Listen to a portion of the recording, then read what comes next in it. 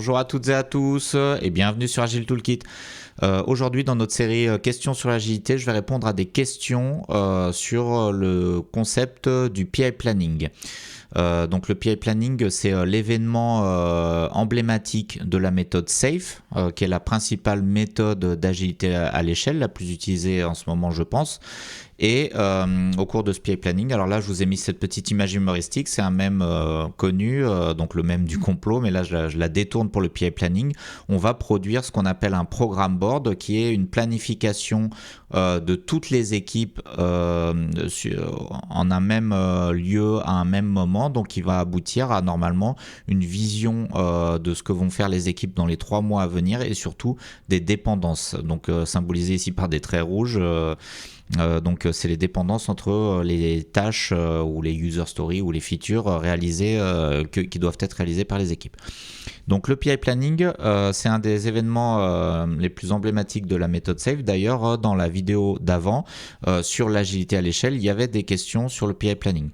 Donc pour cette série de vidéos, je demande à l'IA de me poser des questions. Et je ne connais pas les questions à l'avance, bien évidemment, donc c'est ce qui rend la chose un peu amusante, un petit peu aléatoire, et parfois il y a des questions très intéressantes. Donc on a déjà fait des questions sur l'agilité, le rôle du Scrum Master, le rôle de Product Owner, coach agile, agilité à l'échelle, et maintenant PI Planning, qui est vraiment, comme je l'ai déjà dit, l'événement emblématique de la méthode SAFe. Donc première question. Selon toi, quel est l'objectif principal du PI Planning au-delà du simple fait de planifier le prochain PI ? Oui, alors effectivement, c'est une bonne réponse. Planifier le prochain PI, c'est l'objectif du PI Planning en réalité, parce que c'est dans le nom. Donc, si on veut être un peu plus précis que ça, l'objectif du PI Planning, c'est que chaque équipe se trouve avec une planification grosse maille de ce qu'elle va faire pour le prochain PI, pour les 3 mois. Donc, qu'est-ce que ça veut dire ? Ça veut dire que tous les sprints, mettons s'il y a 5 sprints dans un PI, il faut que 5 sprints soient planifiés. Alors, dans la méthode Scrum, par exemple, on n'a pas besoin de planifier beaucoup de sprints à l'avance. Pourquoi on le fait dans la méthode SAFe, dans un PI ? Eh bien, pour la simple raison qu'il va y avoir des dépendances entre les équipes. Ici, je vous reprends une image de programme board. Donc, des dépendances en une dépendance, la notion de dépendance, elle est vraiment très importante parce que donc quand mettons si une user story est dépendante d'une autre user story, eh bien ça veut dire qu'avant de pouvoir faire ma user story, par exemple cette user story rouge ici, il va falloir faire ces 3 là parce qu'il y a 3 liens de dépendance, donc je ne pourrais pas commencer à travailler sur celle-ci qui est rouge ici si je n'ai pas réalisé celle-ci, celle-ci et celle-ci. Donc c'est très important d'avoir ça en visibilité parce que mettons si l'équipe des bears n'est pas au courant qu'elle doit travailler pour servir cette équipe, peut-être qu'elles vont pas planifier cette user story rouge dans le sprint 1 et peut-être qu'ils vont le mettre à la fin.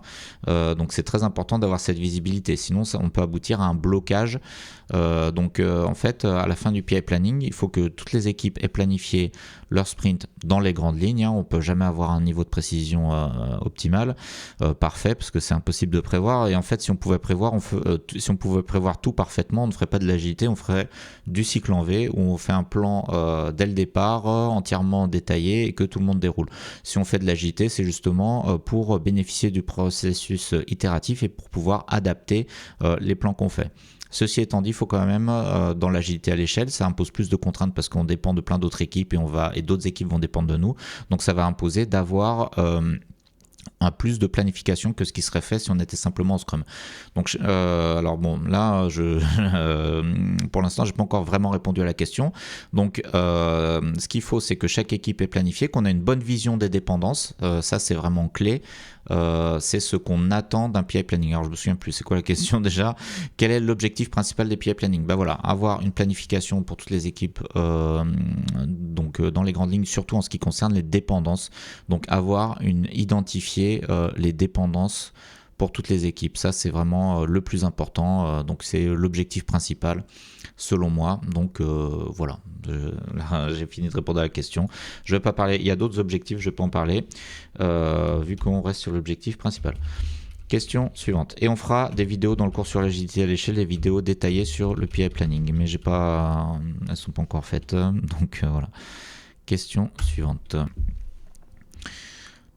Quels sont, selon toi, les ingrédients indispensables pour qu'un PI planning soit réellement collaboratif et pas juste une succession de présentations ? Très bonne question. C'est vrai que dans le PI planning, au départ, il y a la partie vision business, vision produit, vision architecture, qui sont un peu des présentations, qui donnent les grandes lignes de ce qu'on veut atteindre, ce qu'on veut faire en termes de produits. Mais ça, c'est juste le premier jour et le début de la matinée du premier jour. Donc après ça, donc les ingrédients indispensables, après ça, les gens vont planifier dans ce qu'on appelle les team breakout dans la version anglaise, dans la documentation anglaise. Mais pourquoi on planifie tous en même temps et tous ensemble ? Eh bien, c'est pour pouvoir ajuster les dépendances, communiquer sur les dépendances et aussi avoir une planification cohérente et échanger sur des points techniques, etc. Donc l'ingrédient indispensable pour qu'un PI planning soit réellement collaboratif, c'est que les gens soient réunis au même endroit.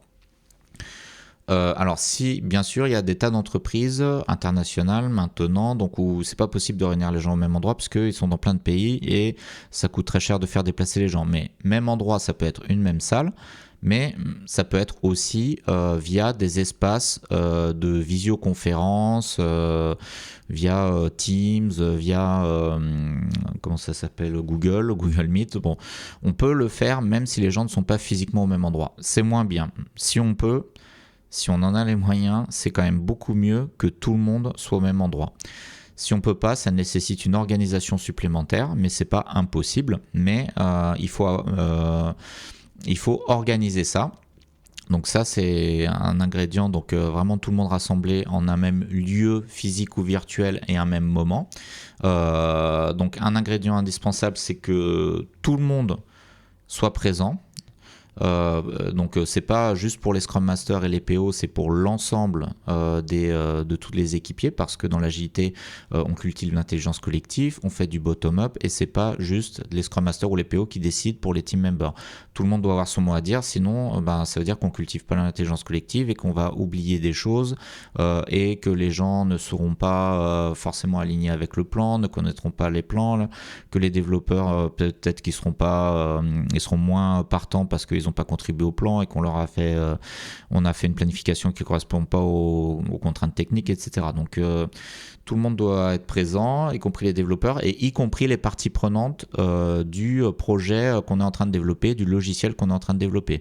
Donc les parties prenantes, ça peut être assez large, mais c'est les gens, les commanditaires en général. Donc ça peut être des clients, mais c'est pas toujours possible, ça dépend du contexte, mais à minima les business owners, tous les product owners, etc. Donc que tout le monde soit présent. Est-ce qu'il y a d'autres ingrédients indispensables ? Oui, pour que ça se passe bien, il faut que ça soit préparé. Donc ça, chaque équipe doit le faire avec son Scrum Master avant. Donc moi je pense qu'un PI planning ça se prépare à peu près un mois à l'avance. Ça dépend vraiment des projets. Ça doit être préparé et aussi accompagné le jour J par des Scrum Masters. C'est pas possible d'accompagner plus de 2 équipes dans un PI planning le jour J et encore il faut que les 2 équipes soient assez matures et sachent ce qu'il y a à faire. Donc si on veut vraiment que ça se passe bien, eh bien il faut avoir assez de Scrum Master ou de coach agile ou de gens expérimentés pour accompagner tout ça. Et bien sûr, tout ça, ça a un coût, ça prend du temps, ça nécessite du temps de préparation. Si on fait appel à des coachs agiles, des Scrum Masters externes, par exemple, ça peut être un coût de prestation. Mais le coût le plus grave pour une entreprise, pour un projet, c'est le coût de la mauvaise organisation.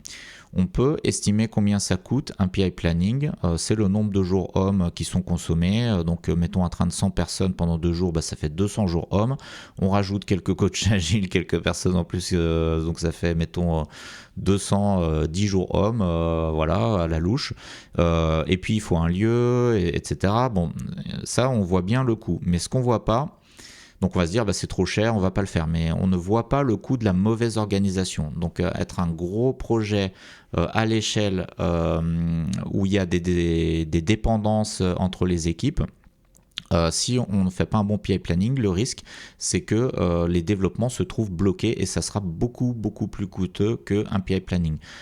Et mettons si on a 100 personnes qui travaillent 200, donc ça fait 200 jours hommes pour un PI planning, c'est ce que ça coûte le PI planning. Mais donc un PI ça dure 3 mois, donc 3 mois mettons ça fait 60 jours ouvrés fois 100 personnes, bon je fais des calculs très simples, ça fait 6000 jours hommes. Mettons que sur ces 6000 jours hommes, l'organisation est 10% moins performante à cause de la mauvaise organisation. Eh bien, ça fait déjà 600 jours hommes de perdu. Mais ça, on ne s'en rend pas forcément compte parce que c'est très difficile à évaluer l'impact négatif d'une mauvaise organisation. Bien souvent, on ne s'en rend même pas compte. Faut vraiment connaître le projet, connaître tout un tas de choses et être au cœur du projet pendant assez longtemps pour se rendre compte de l'impact d'une mauvaise organisation. Et bien souvent, je pense que des organisations ont une très mauvaise organisation pendant très longtemps ne s'en rendent jamais compte. Mais après, ça fait que l'entreprise est moins performante, elle va se faire concurrencer, etc. Question suivante. Donc voilà, j'espère que j'ai bien répondu à la question. C'est pas préparé, bien évidemment, donc j'aime bien toujours avoir des slides et tout présentés, bien structurés. Voilà, faut écouter ce que je dis et prendre des notes, hein, et si jamais ça vous intéresse, ce que je dis, voilà. Comment gères-tu une situation où une équipe réalise pendant le PI planning qu'elle ne pourra pas tenir ses objectifs alors que les parties prenantes insistent pour maintenir le scope ? Très bonne question. Donc c'est simple, si on ne peut pas tenir l'objectif, la première chose, un des principes fondamentaux de l'agilité, c'est la transparence, donc il faut le dire. Attention, je ne pourrai pas tenir ces objectifs. Donc en plus, les parties prenantes sont censées être présentes au PI planning. Donc la communication devrait être facile, au détour d'un café ou d'un petit croissant ou d'une mini chocolatine. Donc la première chose, c'est la communication de ce problème. Ne pas le découvrir une fois que le PI est lancé, mais au PI planning, c'est là où on planifie, donc on peut anticiper tout un tas de choses. Si les parties prenantes insistent pour maintenir le scope, ça peut être justifié, hein, mais dans ce cas, si les parties prenantes disent « je veux maintenir ce scope » et si l'équipe dit « ce n'est pas possible », faut se poser la question « qu'est-ce qu'on peut mettre en œuvre » pour arriver à réaliser ce qu'on veut faire, à réaliser ce scope, ce backlog. Hein. Bon, scope, on pourrait traduire par périmètre en français. Donc, qu'est-ce qu'on peut mettre en œuvre pour le faire quand même ? Par exemple, si l'équipe dit « je ne pourrais pas le faire parce que je n'ai pas les compétences techniques, c'est un sujet technique trop compliqué, ça va prendre beaucoup de temps. » Ce qu'on peut faire, c'est faire appel à des experts externes. Externe à l'équipe. Ça peut être d'autres personnes du train, donc on va pouvoir prendre en renfort des collègues qui travailleraient dans une autre équipe. Voilà, ça peut être mettre en place des ateliers techniques, les planifier. Ça peut être faire appel à du recrutement. Bon, c'est difficile de recruter rapidement en général. Si on veut des experts techniques pointus et le temps qu'ils montent en compétence sur le projet, c'est difficile de le faire en peu de temps. Il faut en général plusieurs mois, mais l'avantage d'être dans un train, c'est qu'on va pouvoir accéder plus facilement à des collègues qui vont qui travaillent dans d'autres équipes, qui vont peut-être avoir des compétences qui pourront nous aider, peut-être qu'ils seront moins contraints que l'équipe. Donc voilà. Après, voilà, si c'est un problème de main-d'œuvre, ça peut se résoudre. Après, faut se demander quelle est la raison pour laquelle on ne pourra pas le réaliser. Donc, ça peut être un problème de dépendance. Donc, dans ce cas-là, on va pouvoir travailler sur les dépendances via le programme board, ce que j'ai expliqué avant. Si c'est un problème de délai qu'on ne peut pas résoudre, ben là, va falloir acter qu'on ne peut pas le résoudre et au moins les parties prenantes seront au courant. Même si elles insistent, parfois tout n'est pas possible. Mais voilà, la première des choses, c'est d'informer et d'être au courant. Allez, une dernière question rapide, j'espère qu'elle sera facile. Question suivante, j'allais écrire question rapide. Comment expliques-tu le rôle essentiel du management review et problem solving dans un PI planning et pourquoi cette étape est souvent mal utilisée? Alors là, bon, je voulais une question facile. Alors, en fait, dans le PI planning, tout le monde va... Alors, c'est pas une question très facile, ça, mais je vais essayer d'être rapide quand même. Dans le PI planning, tout le monde va planifier en même temps, à la fois en même temps dans la même pièce, mettons, dans la même grande salle, mais à la fois de son côté. Donc c'est important d'avoir à la fin, donc c'est à la fin de la première journée de PI planning, toutes les équipes vont pouvoir échanger ensemble, etc. Mais on ne peut pas échanger tout le temps avec tout le monde. Donc à la fin, il faut faut rendre un premier brouillon entre guillemets de planification et il faut que quelqu'un ait un regard là-dessus. Donc c'est ce qu'on appelle management review en général. C'est les PO, PM qui regardent la planification qui a été faite, les Scrum Masters et le RTE, bien sûr, le RTE qui anime ça. Le Scrum Master, pas forcément, ça dépend. Mais il faut porter un regard à l'issue de la première journée parce que c'est impossible quand on a une telle quantité de personnes que tout le monde se coordonne parfaitement. Alors en réalité, si, c'est possible, ça dépend des projets. Il y a des projets où il y a des équipes qui ont très peu de dépendance entre elles et qui ne contribuent pas à un même produit mais qui sont quand même dans un train. Donc dans ce cas-là, il n'y aura presque même pas besoin de PI planning. Enfin, si, mais le besoin est moins important, c'est un enjeu moins important. Mais bon, quand il y a beaucoup de dépendance, quand tout le monde contribue au même produit, et bien là, pour faire une bonne planification, il faut d'abord faire un brouillon, regarder les points de blocage, par exemple ce qui a été dit ici, donc juste avant la question, une équipe ne pourra pas tenir ses objectifs, mais les parties prenantes insistent pour l'avoir. Et bien c'est dans ce moment-là, donc dans ce management review et problem solving, qu'on va, à l'issue de la première journée, se poser la question, qu'est-ce qu'on peut faire ? Est-ce qu'on va prendre des gens d'une autre équipe, quitte à pénaliser l'autre équipe, mais du coup on va revoir les ambitions de l'autre équipe? Est-ce qu'on va faire appel à de la prestation extérieure? Est-ce qu'on va revoir les objectifs, etc. Donc voilà, pourquoi cette étape est souvent mal utilisée?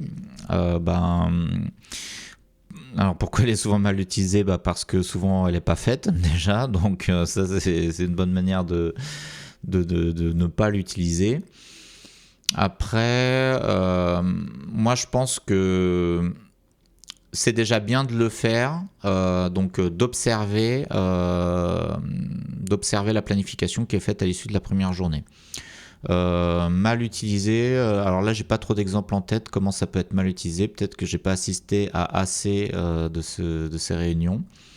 Ce que j'ai vu sur des trains, c'est que souvent ils le font pas, donc ça c'est pas bien. Mais quand c'est fait, ça résulte, le résultat c'est une bien meilleure planification, des problèmes anticipés. Donc comme je disais, le coût de la mauvaise organisation, ça peut être très coûteux et on ne s'en rend même pas compte. Mais on peut très bien anticiper beaucoup de choses en se réunissant, en discutant avec toutes les personnes nécessaires. Et voilà. Bon, pourquoi cette étape est souvent mal utilisée? Je ne sais pas si cette étape est souvent mal utilisée en fait. Voilà. Bon là, je ne sais pas trop répondre au-delà de ce que je vous ai dit. J'espère que ça sera quand même utile pour vous. Sur le PI Planning, on fera des vidéos dans la série de cours agilité à l'échelle qui a été commencée déjà il y a maintenant plus d'1 an et que je n'ai pas poursuivi, que j'ai mis en pause pour faire d'autres choses, mais je compte la terminer. Et en attendant, je vous remercie pour votre attention et je vous dis à très bientôt pour de prochaines vidéos.